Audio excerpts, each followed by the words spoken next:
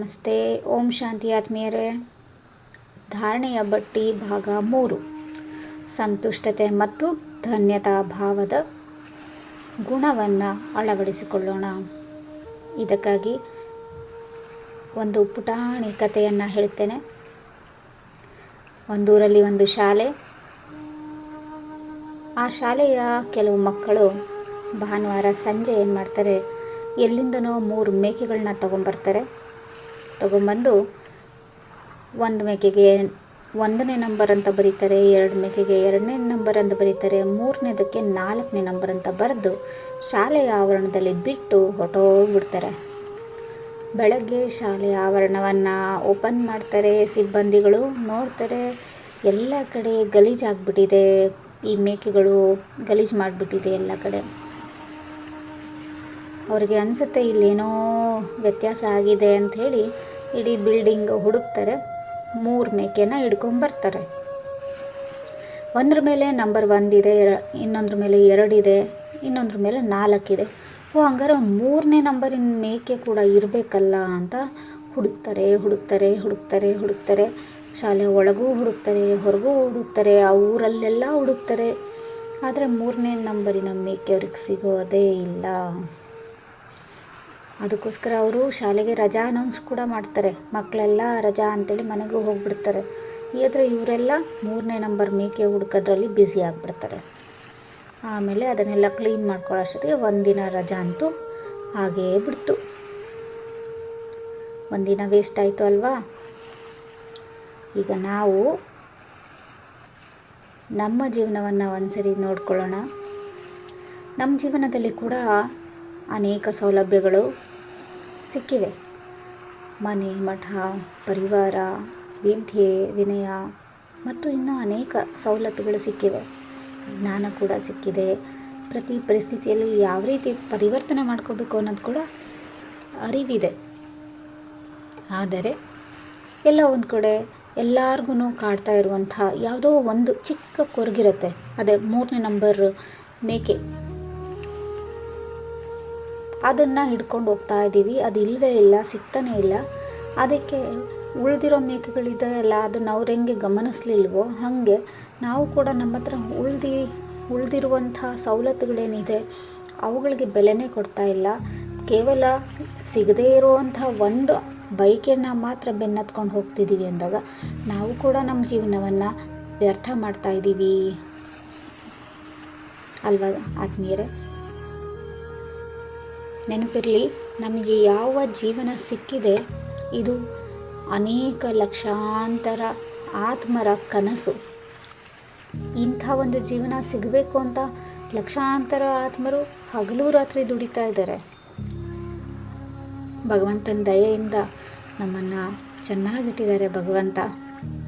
ಆದರೆ ಅವ್ರಿಗೆ ಏನೇನು ಕೊಟ್ಟಿದ್ದಾರೆ ನಮಗೆ ಅನ್ನೋದನ್ನು ಲೆಕ್ಕಿಸದೆ ಯಾವುದನ್ನು ನಾವಿನ್ನೂ ಪಡೆಯೋಕ್ಕಾಗಿಲ್ಲ ಅದನ್ನು ಮಾತ್ರ ಇಟ್ಕೊಂಡು ಕೊರಗ್ತಾ ಇದ್ದೀವಿ. ಕೆಲವರಿಗೆ ಮಕ್ಕಳು ಹೇಳಿದ ಮಾತು ಕೇಳ್ತಾ ಇಲ್ಲ, ಅದೇ ದೊಡ್ಡ ಕೊರಗು.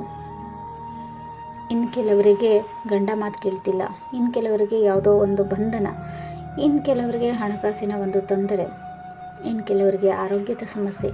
ಇಂತಹ ಒಂದೊಂದು ಸಮಸ್ಯೆಗಳನ್ನೇ ಇಟ್ಕೊಂಡು ಹೋಗೋದಾದರೆ ಮಿಕ್ಕಿದ್ದೆಲ್ಲ ಸಮಸ್ಯೆಗಳು ಯಾವುದೂ ಇಲ್ವಲ್ಲ. ಅಂದರೆ ಮಕ್ಕಳು ಮಾತು ಕೇಳಲ್ಲ ಅನ್ನೋ ಮಾತಿಗೆ ಗಂಡ ಮಾತು ಕೇಳ್ತಿದ್ದಾರೆ, ಹಣಕಾಸಿನ ವ್ಯವಸ್ಥೆ ಇದೆ, ಆರೋಗ್ಯವೂ ಇದೆ, ಬೇರೆ ಸಮಾಜದಲ್ಲಿ ಒಳ್ಳೆ ಮಾನ್ಯತೆ ಇದೆ, ಹೆಸರು ಇದೆ, ವಿದ್ಯೆ ಇದೆ, ವಿನಯ ಇದೆ, ರೂಪ ಇದೆ. ಅವನ್ನೆಲ್ಲ ಯಾಕೆ ಲೆಕ್ಕಿಸ್ತಾ ಇಲ್ಲ? ಅವಕ್ಕೆಲ್ಲ ಧನ್ಯತಾ ಭಾವ ವ್ಯಕ್ತಪಡಿಸ್ತಾ ಅವೆಲ್ಲವುಗಳ ಬಗ್ಗೆ ಸಂತುಷ್ಟತೆಯನ್ನು ನಾವು ಹೊಂದುವುದನ್ನು ಕಲಿತಾಗ ಈ ಒಂದು ಉಳಿದಿರುವ ಭಾಗವು ಕೂಡ ಕೊನೆಗೆ ನಮಗೆ ಸಿಗುತ್ತದೆ. ಭಗವಂತ ಏನು ಕೊಟ್ಟಿದ್ದಾನೆ ಅದನ್ನು ನಾವು ಮೊದಲು ಗೌರವಿಸಬೇಕು. ಆಗ ಅವರು ಮುಂದಿನದನ್ನು ಕೊಡಲಿಕ್ಕೆ ಮನಸ್ಸು ಮಾಡ್ತಾರೆ. ನಮ್ಮ ಜೀವನದಲ್ಲಿ ಯಾವ ಒಂದು ಭಾಗ ತೊಂದರೆ ಇದೆ ಅಂತ ಇಷ್ಟು ದಿನವೂ ನಾವು ಅಂದ್ಕೊಂಡಿದ್ದೀವಿ, ಅದನ್ನು ಇನ್ಮೇಲೆ ತಲೆ ಕೆಡಿಸ್ಕೊಳ್ಳೋದು ಬೇಡ. ಅದ್ರ ಬಗ್ಗೆ ಅಂದರೆ ಅದನ್ನೇನು ಚೇಂಜ್ ಮಾಡ್ಕೊಳ್ಳೋದೇ ಬೇಡ ಅಂತ ಹೇಳ್ತಾ ಇಲ್ಲ, ಆದರೆ ತಲೆ ಕೆಡಿಸ್ಕೊಳ್ಳೋದು ಬೇಡ. ಖುಷಿಯಿಂದ ಹ್ಯಾಂಡಲ್ ಮಾಡೋಣ. ಅದೊಂದಿಲ್ಲ ತಾನೇ, ಮಿಕ್ಕಿದ್ದೆಲ್ಲವೂ ಮಾಡಿ ತೋರಿಸ್ತೀನಿ. ಮಿಕ್ಕಿದ್ದು ಏನೇನು ಇದೆ ಆ ವ್ಯವಸ್ಥೆಯನ್ನು ಬಳಸ್ಕೊಂಡು ಅದನ್ನು ಪಡ್ಕೊಳ್ತೀನಿ. ಆ ಕಾನ್ಫಿಡೆನ್ಸನ್ನು ಮತ್ತೊಮ್ಮೆ ತಗೋಬರಬೇಕು. ಶುರುವಿನಲ್ಲಿ ಇರುತ್ತೆ ಎಲ್ಲರಿಗೂ ಈ ಕಾನ್ಫಿಡೆನ್ಸ್, ಸರಿ ಮಾಡ್ಕೊಂಡ್ಬಿಡ್ತೀನಿ ಇದೊಂದನ್ನು ಅಂಥೇಳಿ. ಬಟ್ ಕ್ರಮೇಣವಾಗಿ ಮೇಲೆ ಮೇಲೆ ಸೋಲನ್ನು ಅನುಭವಿಸಿದಾಗ ಆ ಒಂದು ಆತ್ಮವಿಶ್ವಾಸ ಕೂಡ ಹೊರಟೋಗ್ಬಿಟ್ಟಿರುತ್ತೆ. ಪ್ರತಿಯೊಬ್ಬರಿಗೂ ಒಂದು ಪ್ರಾಬ್ಲಮ್ ಇದೆ. ಯಾರು ಕೂಡ ಆ ಪ್ರಾಬ್ಲಮ್ ಹೊರತುಪಡಿಸಿ ಅತೀಂದ್ರಿಯ ಸುಖದಲ್ಲಿ ತೇಲ್ತಿದ್ದಾರೆ ಅಂತಲ್ಲ. ಪ್ರತಿಯೊಬ್ಬರು ತಮ್ಮನ್ನು ತಾವು ಆ ಪ್ರಾಬ್ಲಮ್ ಜೊತೆಗೆ ಅಂಟಿಸ್ಕೊಳ್ಳೋದನ್ನು ಬಿಟ್ಬಿಟ್ಟು ಯಾವುದೆಲ್ಲ ವ್ಯವಸ್ಥೆಗಳನ್ನು ಕೊಡಲಾಗಿದೆಯೋ ಅವೆಲ್ಲವಕ್ಕೂ ಧನ್ಯತಾ ಭಾವವನ್ನು, ಸಂತುಷ್ಟತೆಯನ್ನು ಹೊಂದೋಣ. ಇಲ್ಲ ಅಂತಂದರೆ ನೋಡಿ, ಇಚ್ಛಾ ಮಾತ್ರ ವಿದ್ಯೆ ಹೇಗಾಗ್ತೀವಿ. ನಮ್ಮ ಅಂತಿಮ ಗಳಿಗೆಯಲ್ಲಿ ಪರಮಾತ್ಮ ಬಂದಿದ್ದಾಗ ಕೂಡ ನಮ್ಮ ಮನಸ್ಸಿನಲ್ಲಿ ನನ್ನ ಹತ್ರ ಇಂಥ ಒಂದು ವ್ಯವಸ್ಥೆ ಸಿಕ್ಕಿಲ್ಲ, ನಾನಿನ್ನೂ ಬಂಧನದಲ್ಲೇ ಇದ್ದೀನಿ ಅಂತನೋ ಅಥವಾ ಇನ್ಯಾವುದೋ ತೊಂದರೆನ ತಲೆಯಲ್ಲಿ ಇಟ್ಕೊಂಡೇ ಇದ್ದರೆ ನಾವು ಕರ್ಮಾತೀತ ಆಗೋದು ಹೇಗೆ? ಪರಮಾತ್ಮ ಕರೆದಾಗ ಸ್ವಚ್ಛ ಮನಸ್ಸಿನಿಂದ ಹಾರಿ ಹೋಗೋದಾದರೂ ಹೀಗೆ. ಇದೇ ಈ ಧಾರಣೆ ಬಟ್ಟೆಯ 3ನೇ ಭಾಗ. ಏನೆಲ್ಲ ನಮ್ಮ ಹತ್ರ ಇದೆ ಅದಕ್ಕೆ ಥ್ಯಾಂಕ್ಸ್ ಹೇಳೋಣ. ಮತ್ತು ಯಾವೊಂದು ಕೊರಗು ಅಥವಾ ಕೊರತೆ ನಮ್ಮಲ್ಲಿದೆ, ಕೆಲವರಿಗೆ ಇಂಥದ್ದೊಂದು ಗುಣ ನನ್ನ ಹತ್ರ ಇರದೇ ಇದ್ದಿದ್ರೆ ನಾನು ಎಲ್ಲೋ ಮೇಲೆ ಹೋಗ್ಬಿಡ್ತಿದ್ದೆ ಅಂತ ಅನಿಸುತ್ತೆ. ಅಥವಾ ಇಂಥ ಒಂದು ವಿಕಾರ ಇರದೇ ಇದ್ದಿದ್ದರೆ ನಾನು ಎಲ್ಲೋ ಹೋಗ್ಬಿಡ್ತಾ ಇದ್ದೆ ಅನಿಸುತ್ತೆ. ಇರಲಿ, ಒಂದು ವಿಕಾರ ಮಾತ್ರ ಇಲ್ಲ ಅಲ್ವಾ, ಮಿಕ್ಕಿದ್ದ ವಿಕಾರಗಳೆಲ್ಲವನ್ನೂ ಗೆದ್ದಿದ್ದೀರಿ.